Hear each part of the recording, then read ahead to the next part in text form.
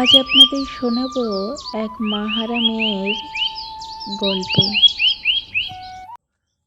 কি গো বাবা, তোমার এই শরীর অসুস্থ নিয়েও তুমি আবার মাঠে যাচ্ছ? তোমাকে যে কতবার বারণ করলাম, তুমি কি আমার একটা কথাও শুনবে না বাবা?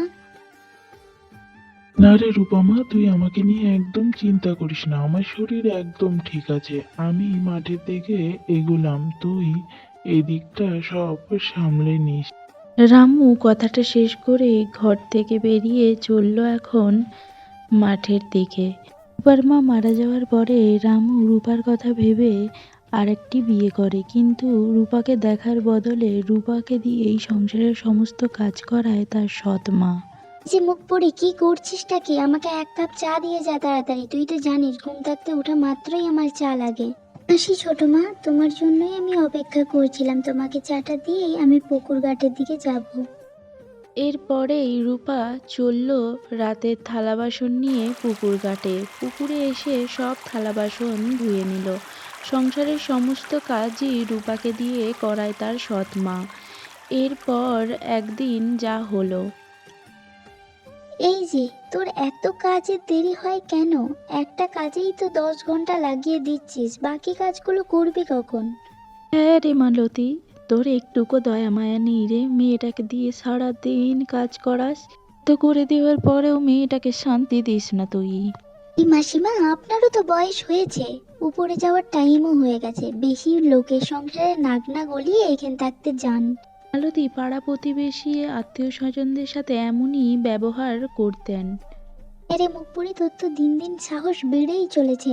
আমারই ঘরে থেকে আমারই নিন্দা করে আসিস পাড়ার লোকের কাছে। তোকে তো আজ আমি মেরেই ফেলবো, মেরেই ফেলবো একদম। মালতী প্রায় সব সময় রূপার সাথে এমনই করতেন।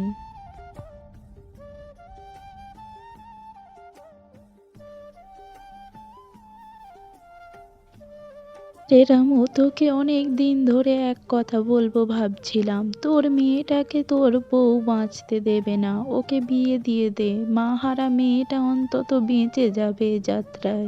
রামু কোনো কথার জবাব না দিয়েই ওখান থাকতে চলে যায়।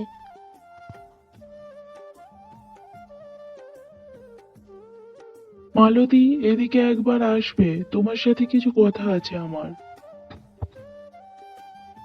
বাবা বাবা, আজ তোমার হলো কি? প্রতিদিন এসেই তো তোমার ওই মেয়েকে ডাকো, আজ বড় আমাকে ডাকলে। কি বলবে বলো?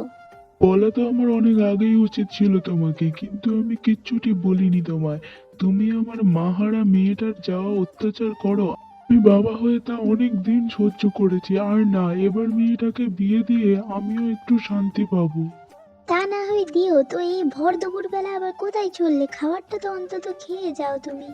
মালতীর কোনো কথার জবাব না দিয়েই রামু ঘর থাকতে বেরিয়ে গেল। পণ্ডিত মশাই বাড়িতে আছেন?